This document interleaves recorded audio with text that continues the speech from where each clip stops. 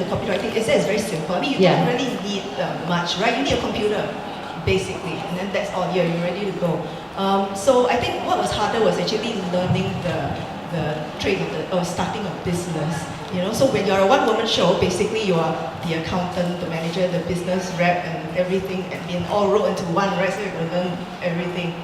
5 years from then, so 2002, right? So in 2007, I found myself with so much work that I had to turn jobs down, so it got a bit crazy.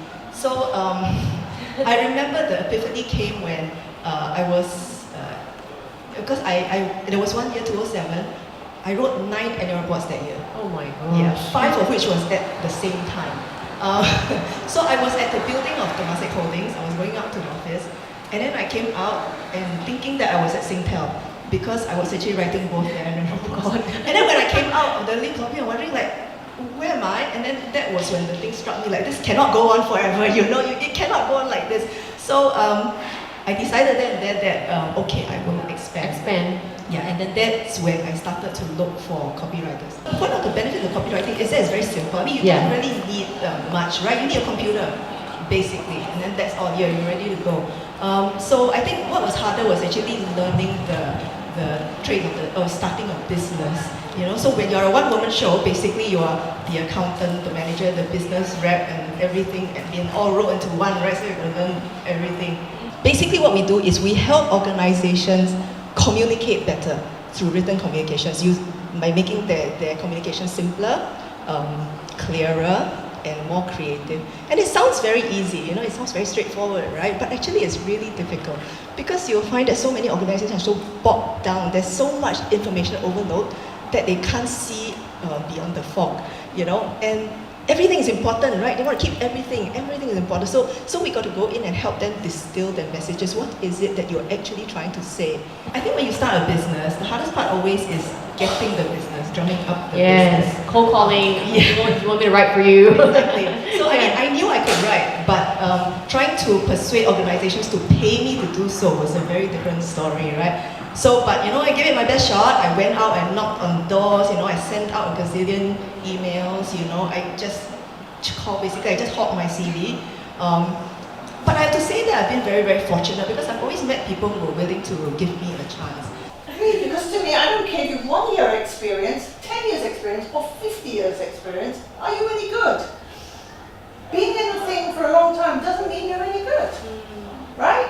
And I think, you know, for young people, if you're good and you've been in the business 1 year, I don't care. I'm going to push you. I'm just going to push you and see where you can go. Because I don't think you should be limited by that. And I wanted to reward one particular person. She was an amazing lady. She headed up our creative services team, and she really kept the place going. She hadn't had a pay rise for 2 years. And so I spoke to the managing director and I said, look, we have to reward her. This place would have fallen apart if it weren't for her efforts. And he acknowledged that. And he said, but we can't pay her. I said, what do you mean we can't pay her?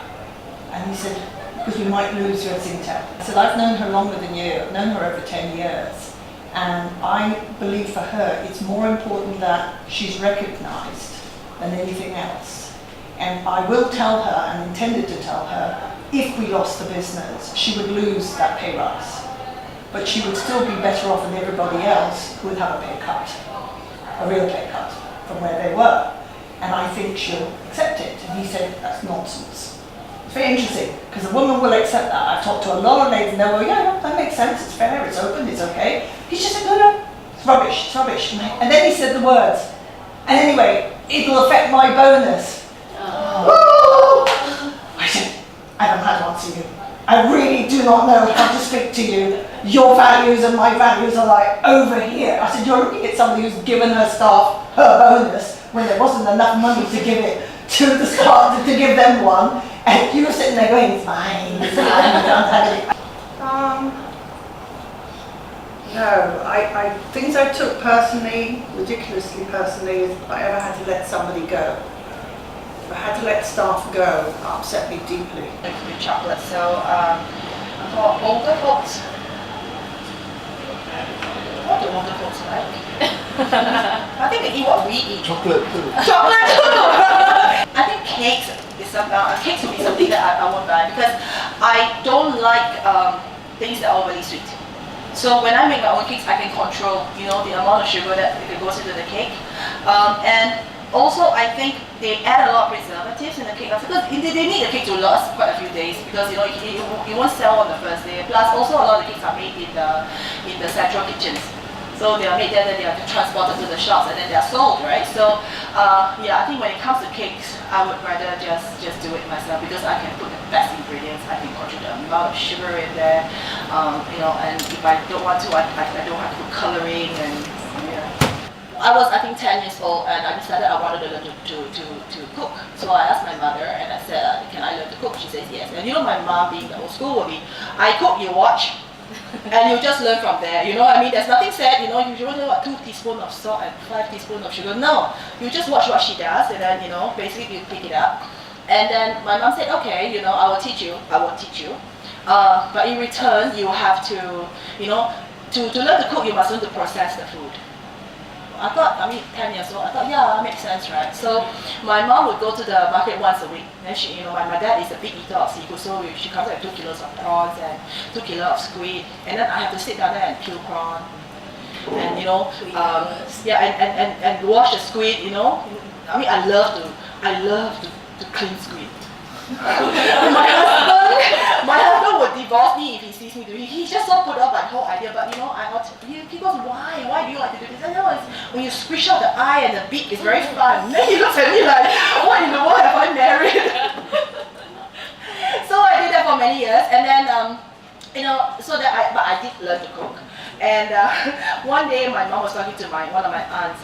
And so my auntie said, oh, you know, she can cook. My mom said, yeah, you know, she really liked to cook. And, you know, even when she was young, she wanted to learn. I actually made her do all the things I don't want to do in the kitchen. So convenient. So it wasn't because I had to learn all these things in order to cook. It's because my mom didn't like to peel prawns and she doesn't like to clean squid. So I had to do all that. Yeah.